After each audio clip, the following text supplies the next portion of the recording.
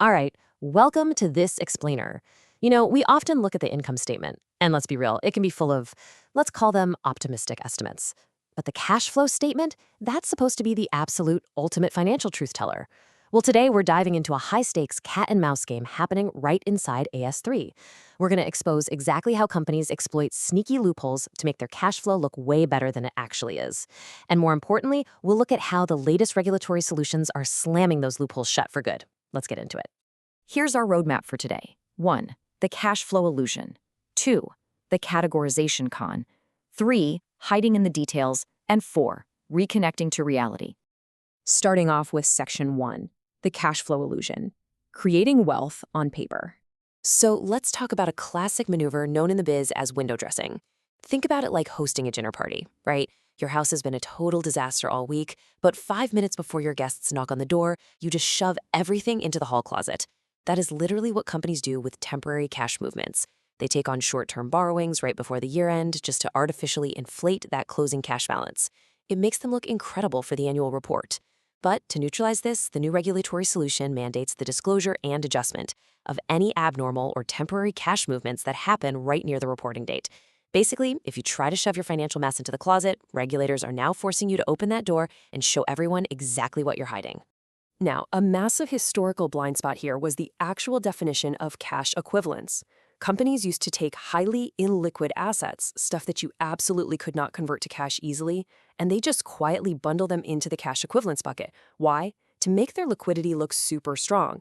Well, the updated AS3 rules shut that down completely. Cash equivalents now have to be strictly defined based on very specific liquidity and maturity criteria. Plus, enterprises are required to explicitly disclose both what is actually in those equivalents and the exact policy they use to determine them. So yeah, no more passing off questionable, locked-up assets as readily available cash. Moving right along to Section 2, the categorization con, the shell game of cash flow. The cash flow statement is famously split into 3 distinct buckets: operating, investing, and financing. And because operating cash is essentially the holy grail, it shows the core health of the actual business, management absolutely loves to play a little categorization con. Here's how it works.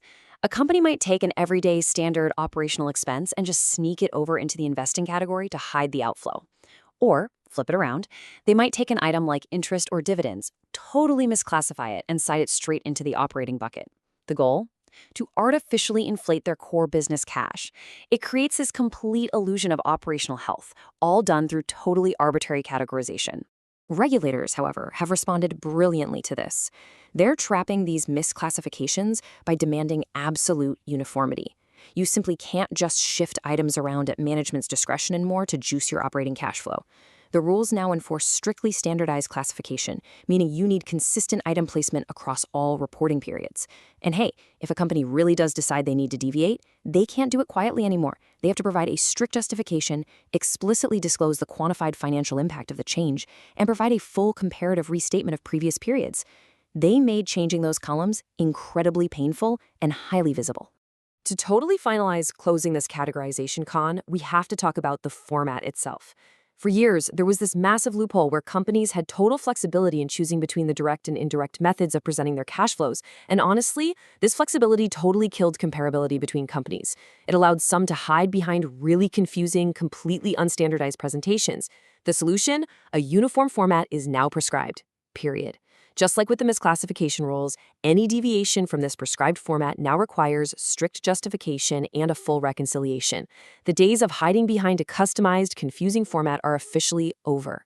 All right, Section 3, hiding in the details, blending and blurring the numbers. Now, this might sound like a slightly strange question, but what happens when the cash isn't even cash? This brings up a completely fascinating loophole. What actually happens to significant financing and investing activities that don't directly use cash?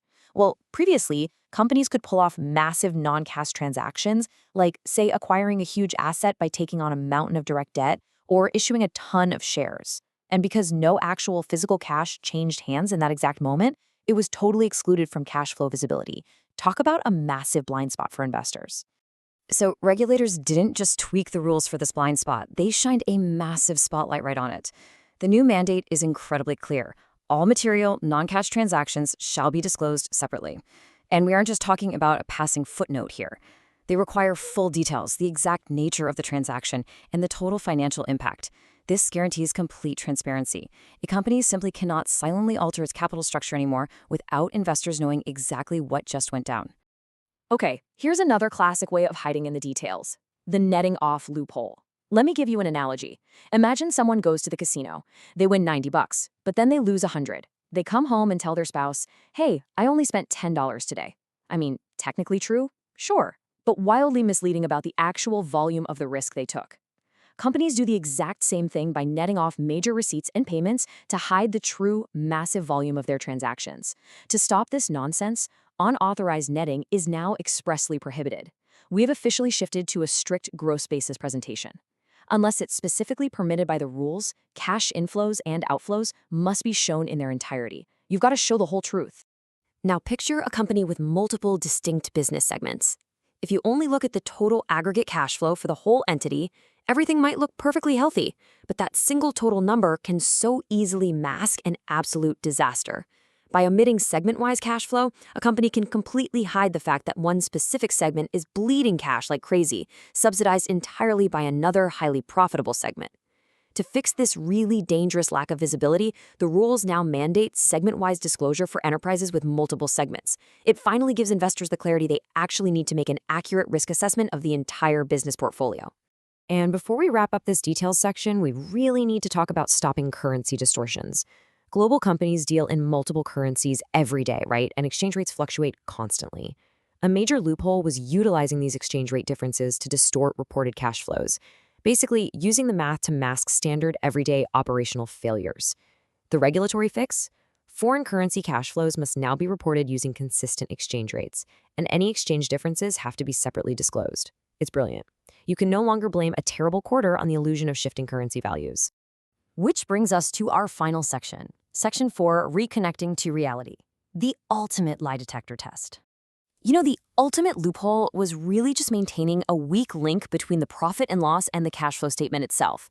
If the profit says you made $50 million, but your operating cash flow is totally negative, there's a massive disconnect there. Historically, companies didn't really have to properly tie these two realities together. But the solution is a mandatory reconciliation. Companies absolutely must now provide a clear step-by-step bridge that identifies all the adjustments made between their optimistic profit numbers and the cold, hard operating cash reality. It literally leaves them nowhere to hide. The underlying philosophy behind all these AS3 updates is captured perfectly in the standards themselves. Cash flow statements shall present a true, fair, and complete view of cash movements. Classification, disclosure, and consistency shall be strictly enforced to prevent misrepresentation. And let me tell you, these aren't just polite suggestions. These strict rules represent a definitive, structural end to the whole corporate cat and mouse game. Regulators are demanding reality now, not just a carefully curated performance. So, we've walked through the illusions. We've seen the categorization cons, the hidden details, and the new regulatory lie detector tests designed to stop them all in their tracks. You are now armed with the exact same knowledge that forensic accountants use every day to separate corporate fact from corporate fiction. Which leaves us with one final thought for you to take away from this explainer today. Next time you look at a company's skyrocketing profits, will you remember to check the cash? Thanks so much for joining me on this deep dive into AS3. And keep learning.